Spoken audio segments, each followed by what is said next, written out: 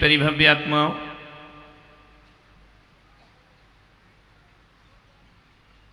गरीब दूर तक चलता है खाना खाने के लिए, गरीब दूर तक चलता है खाना खाने के लिए, और अमीर मीलों चलता है खाना पचाने के लिए। किसी के पास खाने के लिए एक वक्त की रोटी नहीं है और किसी के पास खाने के लिए वक्त नहीं है। कोई लाचार है इसलिए बीमार है, कोई बीमार है इसलिए लाचार है। कोई रोटी के लिए अपनों को छोड़ देता है, कोई अपनों के लिए रोटी को छोड़ देता है। ध्यान रखना, अच्छे और बुरे दिन सबके संसार में आते हैं। सब दिन होत ना एक समान। तुम्हारे जीवन में, तुम्हारी जिंदगी में अच्छे दिन भी आएंगे और बुरे भी दिन आएंगे। एक सा जीवन किसका हुआ है? राम, कृष्ण, बुद्ध, महावीर, किसी का जीवन एक सा नहीं रहा है। उतार चढ़ाव सबके जीवन में आते हैं। अंगूर की सभी बेल में मीठे ही मीठे अंगूर हों ये जरूरी नहीं है। खट्टे भी होते हैं और मीठे भी होते हैं, और जिंदगी खट्टी भी होती है और मीठी भी हुआ करती है। हमेशा एक सी जिंदगी किसी की नहीं रहा करती है। आप सुखी हैं, आप समृद्धशाली हैं, अच्छी बात है, आप किस्मत वाले हैं। लेकिन मैं आपसे निवेदन करता हूं, हर किसी की किस्मत आपके जैसी थोड़ी होती है जनाब। सबकी किस्मतें एक सी नहीं होती हैं। यदि आप ज़्यादा किस्मत वाले हो तो मैं पुलक सागर आपको कहता हूं, जो कम किस्मत वाले हैं उनके लिए सहायता का हाथ हमारा जरूर बढ़ना चाहिए। ध्यान रखना है। मान्यवर, ज़्यादा किस्मत का अर्थ नहीं होता कि हम अपने ही सुख में और अपने लिए ही जीवन जीते रहें। मान्यवर, दुनिया में भूख सबसे बड़ी है, दुनिया में भूख सबसे बड़ी है। सुबह मिटाओ शाम फिर खड़ी है, दुनिया में भूख सबसे बड़ी है। ध्यान रखिए। भगवान महावीर ने कहा है कि अपने साधु संतों की वैयावृत्त किया करो। जो तपस्वी हैं, साधना में लगे हैं, तपश्चर्या कर रहे हैं, उनकी सेवा शुश्रूषा किया करो। लेकिन इसका मतलब ये नहीं है कि केवल साधुओं की वैयावृत्ति होना चाहिए। मैं पुलक सागर कहता हूं, सामाजिक प्राणी हो, समाज में भी आपस में एक दूसरे की वैयावृत्त और सेवा का हाथ आपका आगे बढ़ना चाहिए, क्योंकि आप समाज के बीच रहते हैं। एक बात याद रखना, बहुत नमोकार जपते हैं आप, बहुत गायत्री मंत्र जपते हैं आप, जपना चाहिए, मैं इसका विरोध नहीं करता हूं। मैं खुद माला जपा करता हूं, ध्यान रखिए। लेकिन मैं आज पुलक सागर आपसे कहने जा रहा हूं कि एक बात याद रखना कि माला एक हाथ होते हैं जो माला जपा करते हैं, और एक हाथ वो होते हैं जो मदद किया करते हैं। ध्यान रखिए। मेरा आपसे आग्रह है कि मदद करने वाले हाथ माला जपने वालों से कम पवित्र नहीं हुआ करते हैं। मान्यवर, वो भी अपने आप में पवित्र होते हैं। मैं आपसे आग्रह कर रहा हूं कि इबादत से पहले मदद होना चाहिए जीवन में। विचार करना, किसी के गम की धारा यदि हमारे सीने से होकर ना गुजरे, किसी के गम की धारा यदि हमारे भीतर प्रवेश ना करे, तो फिर हमारा मनुष्य होना बेकार हो जाया करता है। अब ऐसे करें, ध्यान रखना। मनुष्य स्वयं एक मंदिर है। सारी धरती तीर्थ स्थान है, और मनुष्य से मनुष्य का प्रेम होना ये परमात्मा की सबसे बड़ी आराधना हुआ करती है। नहीं तो मैं देखता हूं कि जितने मंदिरों में जाके बैठे हैं, रोज पूजा पाठ कर रहे हैं, जितना भगवान से प्रेम है उतना आपको इंसान से प्रेम नहीं है।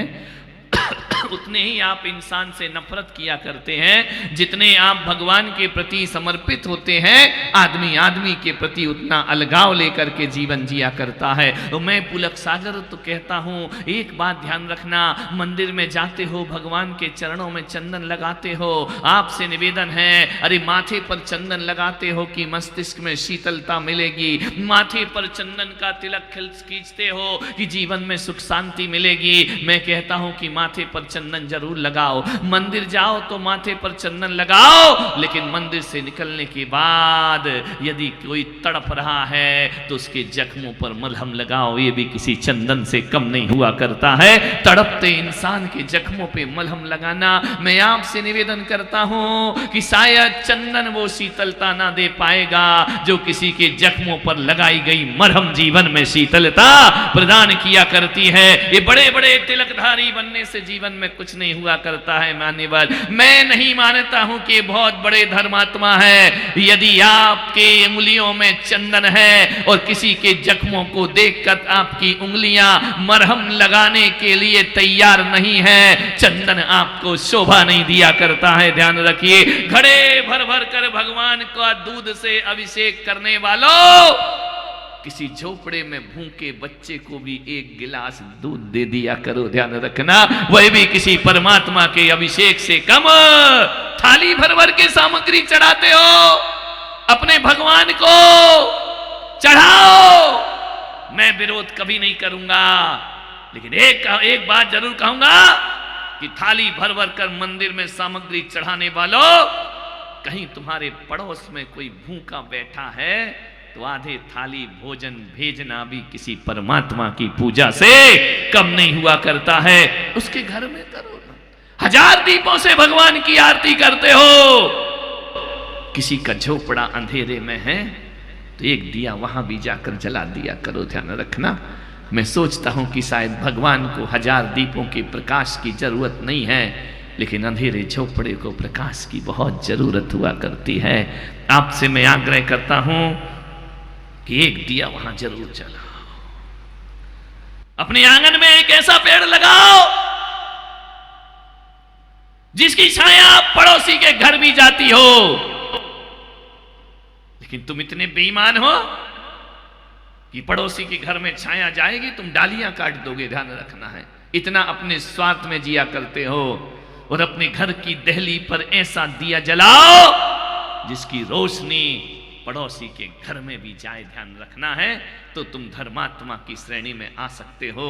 मान्यवर, आले के अंदर दिया जलाओगे, आला काला हो जाएगा, और दहली पर दिया जलाओगे, पूरे मोहल्ले में उजाला हो जाएगा। ध्यान रखिए, हजारों लोग उस प्रकाश का लाभ, आले में जलाओगे तो आला काला हो जाएगा। ध्यान रखिए, मान्यवर, सीमित मत करो उसको। मनुष्य मनुष्य के काम ना आए तो किस काम की मानवता, किस काम का वह धर्म। 4 दिए मंदिर में जला दिए, 4 पेड़े भगवान को चढ़ा दिए, गरीब के घर भी खाना भेजो। एक जगह बहुत आलीशान शादी हो रही थी, हजारों तरह के व्यंजन बने, बहुत दूर दूर से कैटर्स आए, उन्होंने एक से एक खाना तैयार किया। मैंने क्या देखा कि सभी लोग भोजन को जा रहे हैं। घटना क्या घटती है, एक गरीब, एक निर्धन जो भूखा है, वो कहीं से कनात के नीचे से अंदर चला गया। जिसके यहां शादी थी उसने कहा, क्यों रे तू अंदर कैसे आया, तुझे कार्ड मिला है, तुझे निमंत्रण मिला है, तेरी हिम्मत कैसे हुई यहां आने की। कहते हैं वहां खड़े हुए लोगों ने धक्के मार के उसे बाहर निकाल दिया। मान्यवर, एक बात तो बताओ, मैं आपसे पूछ रहा हूं, ये जो भोजन तुमने लगा के रखा है, ये उन धनपतियों के लिए रखा है जिनको भोजन की कोई जरूरत नहीं है। ध्यान रखना, कोई आवश्यकता नहीं है, उनके यहाँ ना अन्न की कमी है ना पानी की कमी है। हकीकत में एक बार बता दो उदयपुर वालों, ये जो जीवनवारियां होती हैं, जो भोजन होता है सामूहिक, भोजन की जरूरत किसको है? जिसे धक्के मार के भगाया उसको भोजन की जरूरत है। जो अंदर आलीशान गाड़ी से उतर रहे हैं उन्हें भोजन की जरूरत है। मैं पुलक सागर कहता हूं, भोजन का पहला अधिकारी वो है जिसे 4 दिन से खाने को नहीं मिला है मेरे भाई। तब जाकर के तुम्हारे विवाह में शुभकामनाएं प्राप्त होंगी, तब जाकर के तुम्हारा विवाह लेकिन तुम निकाल देते हो। हमारा स्टेटस खराब होता है, हमारा स्टैंडर्ड खराब होता है। ये आदमी कैसे अंदर घुसा? ये भोजन दान है, ये भोजन है, ये वात्सल्य भोज है। नहीं मेरे भाई, यदि उस भूखे को धक्के मारे हैं ना, तो ये याद रखना, ये भोजन तुम्हारे घर में रिद्धि सिद्धि लाने वाला नहीं है। ध्यान रखना, उन्हें भोजन करा रहे हो जिनका पेट भरा हुआ है। ध्यान रखना। आदमी मंदिर में पूछता है तुम कौन सी जात के हो, इस मंदिर में कैसे आ गए? आदमी पूछता है पूजा पाठ में तुम कौन सी जाति के हो।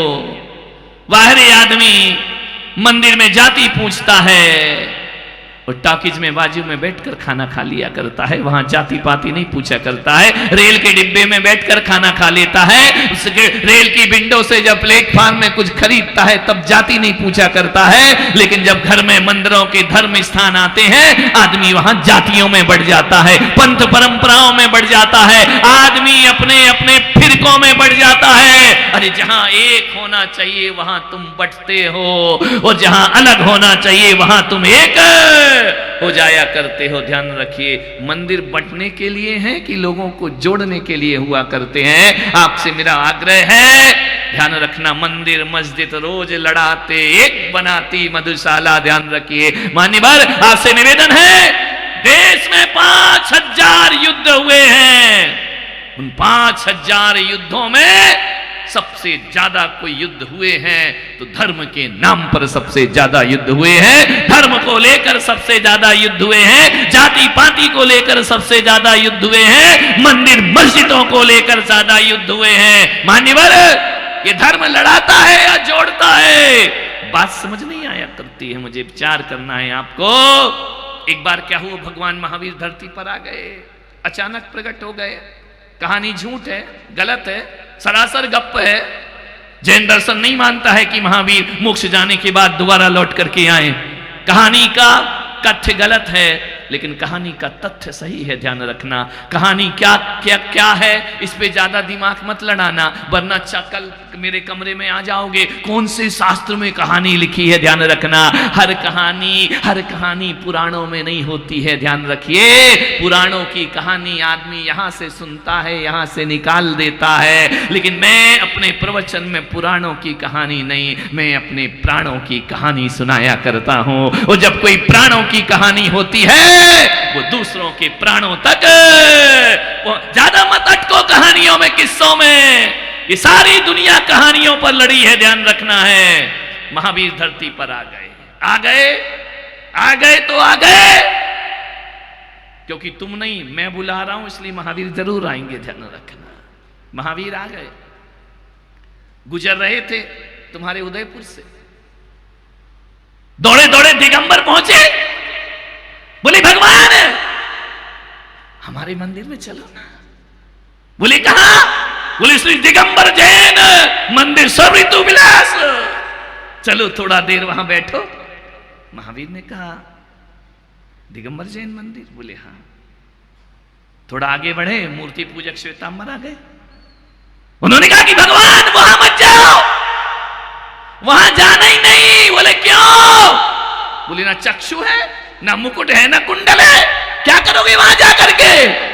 चलो हमने तुम्हारे लिए सोने की वेदी बनाई है, तुम्हारे लिए महंगे महंगे मुकुट बनाए हैं, कुंडल बनाए हैं, चलो भगवान हीरे की आंगी बनाई है, हमारे मंदिर में चलो। दिगंबरों में क्या रखा है? महावीर ने कहा अच्छी बात है। इतने में स्थानक वाले आ गए। उन्होंने कहा महावीर ठहरो, क्या करोगे हीरे मोती कुंडल का? ये तो छोड़ के आप भगवान बने हो, चलो हमारे यहां बैठ के सामायिक करो, आनंद आएगा। महावीर ने कहा वहां चलूं? बोले हाँ। इतने में तेरा पंथ समाज आ गया, दौड़ा दौड़ा। उसने कहा कहां भगवान, तुम कहां जा रहे स्थानकों के बीच में, हमारे यहां चलो, जीवन का आनंद आ जाएगा। एक स्टैंडर्ड की समाज, पढ़ी लिखी समाज, हमारा को देखो, आओ भगवान। कहां इन 3 संप्रदाय में जा रहे, हमारे यहाँ चलो, देखो हमारा क्या स्टेटस है। भगवान महावीर ने चारों की तरफ देखा। भगवान महावीर बोले, मैं जा रहा हूँ, ना मंदिर आऊंगा, ना चैत्यालय आऊंगा, ना मैं स्थानक आऊंगा, ना तुम्हारे उपाश्रय में आऊंगा। बोले क्यों?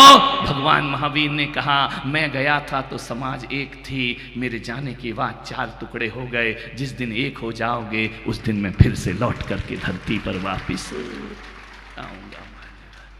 एक महावीर 4 कैसे हो सकता है? महावीर तो एक ही रहेगा। 4 कैसे हो सकता है? हमने बांट दिया महावीर को, कपड़ों में बांट दिया, नग्नता में बांट दिया, लंबी पट्टी, छोटी पट्टी। मैंने सोचा यार, महावीर स्वामी से एक दिन मैंने पूछा कि भगवान हकीकत बताओ, तुम कौन हो? इतनी लंबी पट्टी वाले हो या छोटी वाले हो, या कपड़े वाले हो या बिना कपड़े वाले हो? महावीर बोले कि इसका उत्तर जिस दिन मिल जाएगा ना, धरती पर फिर से चौथा काल आ जाएगा और फिर से तीर्थंकरों का इस धरती पर जन्म हो जाए। बांट दिया। केवल महावीर के भक्तों ने महावीर को नहीं बांटा, जीसस बट गए, ध्यान रखना, नानक बट गए, मोहम्मद बट गए। ध्यान, सब जगह 2-2 धारा, 3-3 धाराओं में बट गया धर्म। ध्यान रखना, बांट डाला पूरा धर्म को, मूल धर्म समाप्त हो गया। इसलिए तो तुम चाहे कितने भी अजान लगाओ, कितनी भी घंटियां बजाओ, कितने भी पूजा करो, कोई परमात्मा धरती पर आने वाला नहीं है। ध्यान रखना, इंसानियत मर चुकी है, असली धर्मात्मा खो चुका इस धरती से। ध्यान रखिए। मैंने कहा, भगवान कहां मिलोगे तुम? भगवान ने कहा, मैं बिल्कुल नहीं मिलूंगा।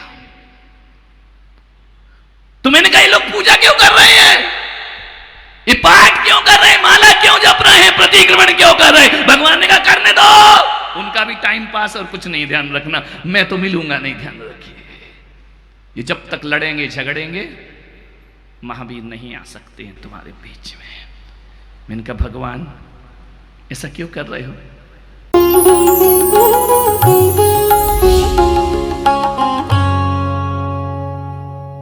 भगवान महावीर के अमर संदेश जीव दया की राह पर चलते हुए भारत गौरव राष्ट्र संत आचार्य श्री पुलक सागर जी गुरुदेव की प्रेरणा से वात्सल्य धारा ट्रस्ट द्वारा संचालित एक महाअभियान, शिक्षा और सेवा समय की मांग। वात्सल्य धारा एक समाधान, मानवीयता की दुनिया में बढ़ते कदम। वात्सल्य धारा एक प्रकल्प अनेक, सुशिक्षा, सुस्वास्थ्य शिविर, औषधि वितरण। वात्सल्य धारा रुग्ण वाहिनी, अहिंसा प्रसार, माँ जिनवाड़ी संग्रहालय, जीव दया, गौ सेवा, कन्यादान, वात्सल्य धाम। सामर्थ्य अनुसार सहयोग धनराशि प्रदान कर हमसे जुड़े। बैंक खाता विवरण निम्नवत है, अथवा आप अपनी दान राशि दिए गए QR कोड को स्कैन करके हमें UPI द्वारा सीधे भेज सकते हैं। आपके द्वारा दिया गया दान आयकर की धारा ATG के अंतर्गत कर मुक्त है। पूछताछ हेतु हमें संपर्क करें 991098 7666 98109 00699।